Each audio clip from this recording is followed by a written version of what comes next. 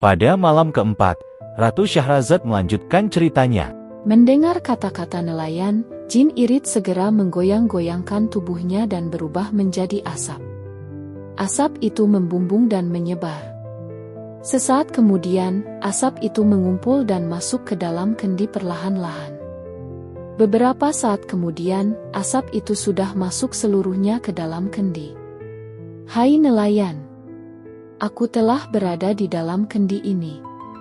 Apakah engkau masih tidak percaya kepadaku?" ujar jin irit dari dalam kendi. Si nelayan tidak menyia-nyiakan kesempatan itu. Ia segera mengambil tutup kendi dan menutupnya. "Wahai jin laknat, sekarang engkau boleh memilih bagaimana caramu akan mati, sebab aku akan melemparkanmu ke laut. Aku akan duduk di sini dan menghalangi setiap nelayan yang mencari ikan. Aku akan mengatakan kepada mereka bahwa di sini ada jin yang sangat kejam yang akan membunuh siapapun yang membebaskannya," kata si nelayan merasa menang. Mendengar ucapan si nelayan, jin iprit sangat gusar dan berusaha sekuat tenaga untuk keluar dari kendi, tetapi tidak bisa karena terhalang oleh tutup ajaib yang bertahtakan cap cincin Nabi Sulaiman alaihi salam. "Wahai nelayan, ampunilah aku, sebab aku hanya bercanda kepadamu," ucap jin iprit memohon. "Aku tak akan percaya kepadamu, sebab engkau adalah makhluk terlaknat." Setelah berkata demikian, nelayan itu mulai menggelindingkan kendi ke arah laut. Jin iprit menjerit-jerit, tetapi si nelayan tidak memedulikannya. Setelah hening beberapa saat, terdengarlah suara jin. "Nelayan yang baik, apa yang sedang engkau lakukan?" tanya suara jin itu dengan nada lemah lembut. "Aku akan menghanyutkanmu ke laut. Jika engkau telah menghuni laut selama 800 tahun, maka engkau akan menghuni laut ini sampai hari kiamat. Bukankah aku sudah mengatakan kepadamu? Biarkanlah aku hidup, niscaya Allah akan memanjangkan usiamu. Sebaliknya, jika engkau membunuhmu, maka Allah juga akan mewafatkanmu. Tetapi, engkau menolak permohonanku dan berkeras hati ingin membunuhku. Maka sekarang giliranku untuk membinasakanmu. Wahai nelayan, bebaskanlah aku dan engkau akan kuberi kekayaan," mohon jin iprit. "Engkau adalah jin laknat pendusta. Aku tak akan mempercayaimu. Sungguh, engkau dan aku bagaikan Raja Yunan dan Rauyan Al-Hakim," timpal si nelayan. "Apa maksudmu dengan keadaanku dan keadaanmu bagaikan Raja Yunan dan Rauyan Al-Hakim?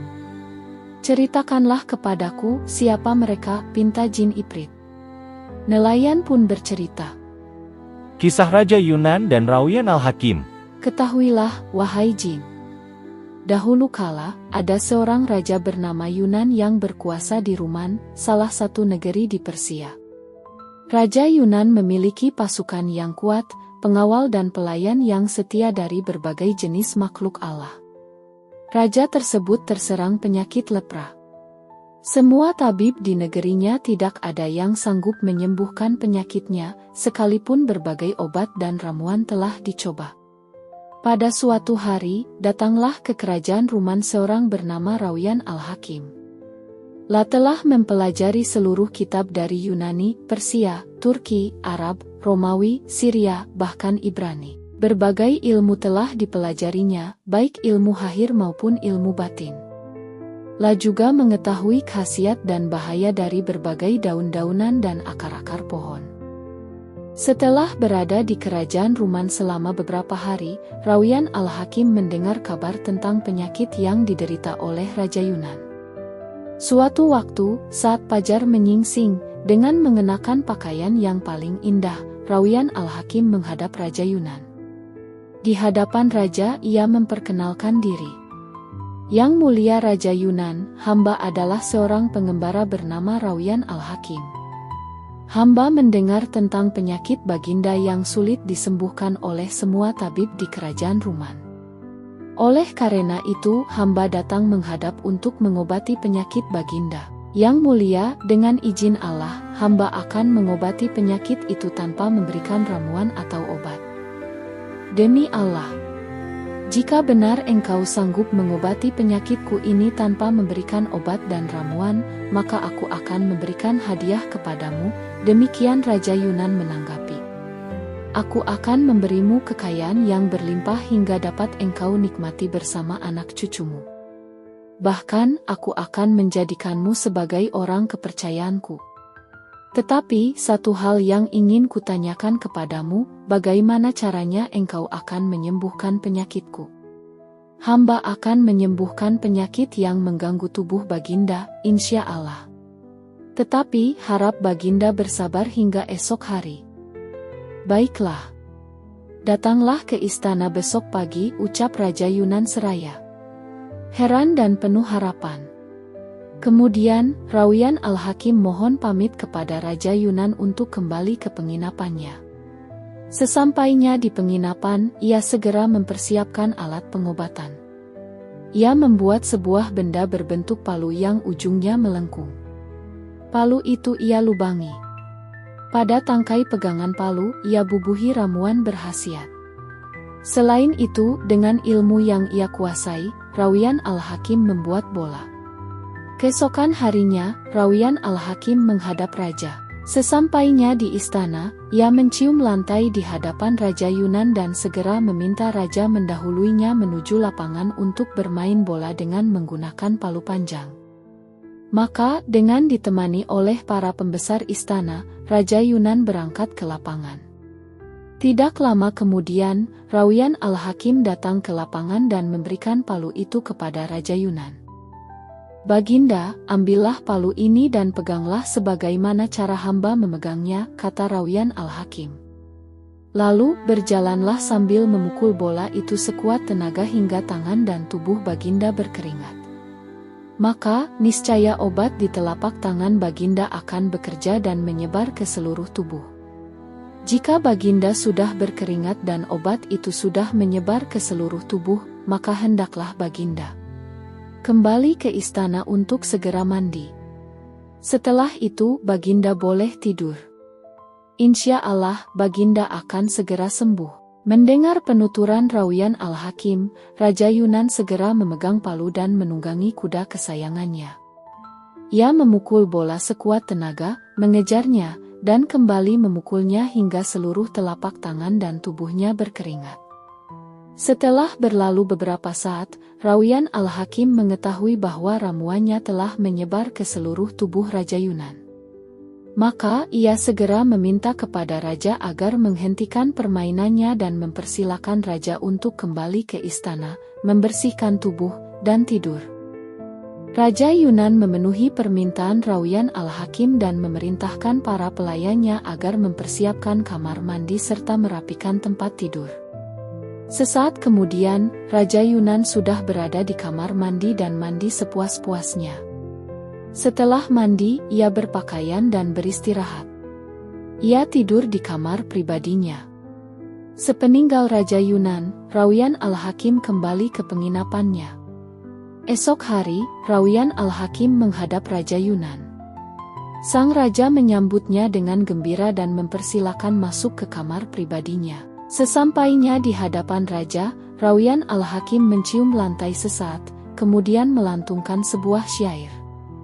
"Kau berikan anugerah saat aku mohon kepadamu, sedang jika orang lain memanggilmu, engkau menolaknya, wahai pemilik cahaya yang sinarnya menghapus pekatnya malam, wajahmu selalu bercahaya, sedang wajah dunia masih suram. Sungguh, kau limpahkan berbagai anugerah kepada kami, layaknya kau guyurkan hujan kepada bukit-bukit yang dahaga kutinggalkan harta untuk mencari kemuliaan hingga akhir zaman." Ketika Rawian Al-Hakim selesai melantungkan syairnya, Raja Yunan bangkit dan memeluknya, serta mengajaknya duduk bersama. Sang raja kemudian memberikan jubahnya yang indah kepada Rawian Al-Hakim. Rupanya ketika Raja Yunan keluar dari kamar mandi, ia memerhatikan tubuhnya. Ia mendapati tubuhnya sudah tidak terkena lepra lagi. Bahkan tubuhnya terasa lebih sehat dan bersih bagaikan perak putih.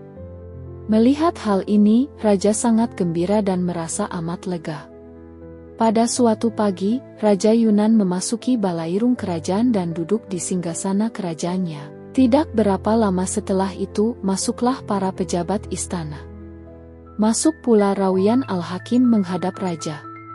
Sang raja menyambutnya dengan penuh perhatian, serta segera mengajaknya menikmati hidangan yang telah tersedia. Setelah sepanjang hari berada di istana, Rawian Al-Hakim berpamitan kepada Raja Yunan, dan sang raja memerintahkan pada bendahara kerajaan untuk memberikan hadiah uang 1000 dinar, pakaian, dan hadiah-hadiah lainnya. Raja Yunan juga menghadiahkan seekor kuda yang sehat dan indah kepadanya. Setelah itu, Rawian Al-Hakim pulang menuju penginapannya. Orang itu telah menyembuhkanku tanpa menyentuh tubuhku atau mengoleskan minyak apapun. Demi Allah, ini adalah kepandaian yang sempurna. Orang ini harus dihormati dan mesti dijadikan sebagai sahabat selama-lamanya, demikian ucap raja kepada para pejabat istana sepeninggalnya Rawian Al-Hakim. Raja Yunan melewatkan malam-malamnya dengan perasaan gembira karena kesehatannya telah pulih seperti sedia kala. Saat pagi tiba, ia duduk di singgasananya, menerima para pembesar kerajaan yang menghadapnya. Para pangeran dan menteri duduk berjejer di sebelah kiri dan kanan. Raja Yunan memerintahkan para pengawal untuk menjemput Rawian Al-Hakim. Tidak berapa lama kemudian, Rawian Al-Hakim tiba di istana dan segera bersujud, menghormat raja. Lalu, Raja Yunan berdiri, membimbingnya untuk duduk di dekatnya, serta makan bersama. Selesai makan bersama, Raja Yunan masih memberikan penghormatan kepada Rawian Al-Hakim dengan menghadiahinya jubah kehormatan. Keduanya berbincang-bincang hingga sore hari.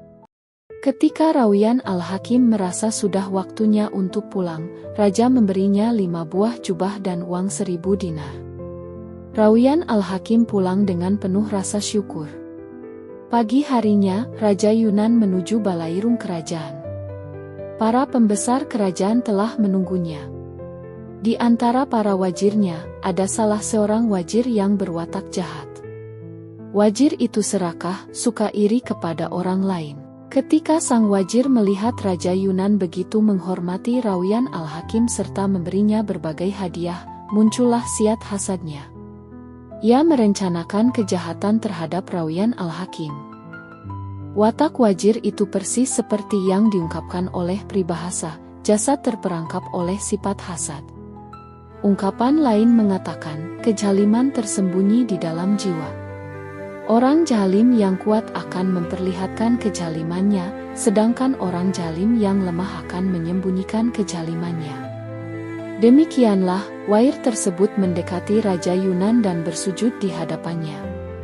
Baginda yang bijak, sungguh kebaikan Baginda meliputi seluruh rakyat. Hamba mempunyai nasihat yang sangat baik untuk Baginda. Jika hamba tidak mengatakannya maka hamba tak ubahnya seperti anak haram. Jika Baginda menghendaki agar hamba kemukakan saat ini, hamba akan mengungkapkannya, ucap wajir.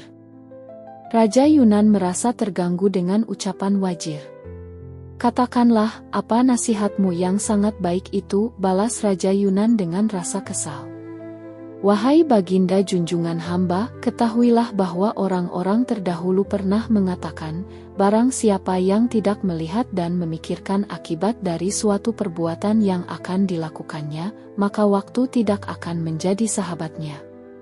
Menurut hamba, tidak benar jika Baginda memberikan kenikmatan kepada seorang musuh yang hendak menghancurkan kerajaan. Baginda telah berlaku sangat baik, memuliakannya, menjadikannya sebagai orang kepercayaan. Hamba sangat khawatir akan keadaan Baginda. Mendengar ucapan wajir itu, Raja Yunan tampak sangat gusar. Wajahnya berubah merah. Hai wajir, siapakah orang yang engkau tuduh sebagai musuhku dan aku justru berbuat baik kepadanya? Tanya sang raja dengan penuh wibawa. Wahai Baginda junjungan hamba, jika Baginda dalam keadaan tertidur, maka bangunlah. Sebab, yang hamba maksudkan adalah Rawian Al-Hakim, jawab wajir. Ketahuilah hai wajir, ia adalah sahabatku, Raja Yunan berkata lantang. Rauyan Al-Hakim adalah orang yang paling mulia di antara kita sebab ia telah mengobatiku dengan sesuatu yang kugenggam dengan tanganku. Ia telah menyembuhkanku dari penyakit yang tidak bisa diobati oleh seluruh tabib di santero negeri. Sungguh tak akan ada orang yang menandinginya di dunia pada saat ini. Jadi, bagaimana engkau bisa menyatakan kebohongan seperti itu? Saksikan, hai para wajirku, aku akan memberikan kepada Rauyan Al-Hakim tempat kediaman yang indah, jariah-jariah yang cantik, serta uang 1000 dinar setiap bulan. Seandainya aku membagi kerajaanku ini, masih lebih sedikit dari yang berhak diterimanya. Raja Yunan diam sejenak, seolah memikirkan sesuatu. Hai wajir, lanjut Raja Yunan. Sungguh, di dalam dirimu ada rasa dengki terhadap Rauyan Al-Hakim. Keadaanmu sama dengan Raja Sinbad yang menyesal karena telah membunuh burung baj miliknya. Bagaimana kejadiannya, Baginda? Tanya wajir.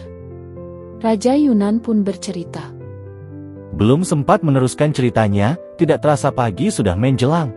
Ratu Syahrazad terdiam ketika fajar menyingsing dan cahaya pagi mulai datang. Dongeng yang benar-benar aneh dan indah, Ucap Dunyazad. Besok malam akan kuceritakan dongeng yang lebih aneh dan lebih indah dari ini. Tentu saja jika Baginda mengizinkan. Aku tidak akan membunuhnya sampai aku mendengar lanjutan kisahnya. Demikian batin Raja Syahrayar. Mereka melewatkan malam itu dengan saling memeluk mesra. Keesokan harinya, Raja Syahrayar keluar meninggalkan istananya dan menuju balairung kerajaan. Seperti biasa, wazir datang dengan membawa kain kafan yang diselipkan di ketiaknya. Lalu, Raja Syahrayar menjalankan pemerintahan, memberikan keputusan hukum, dan mengurusi masalah-masalah kerajaan lainnya dari pagi hingga sore. Setelah itu, balairung kerajaan pun ditutup dan Raja kembali ke istana.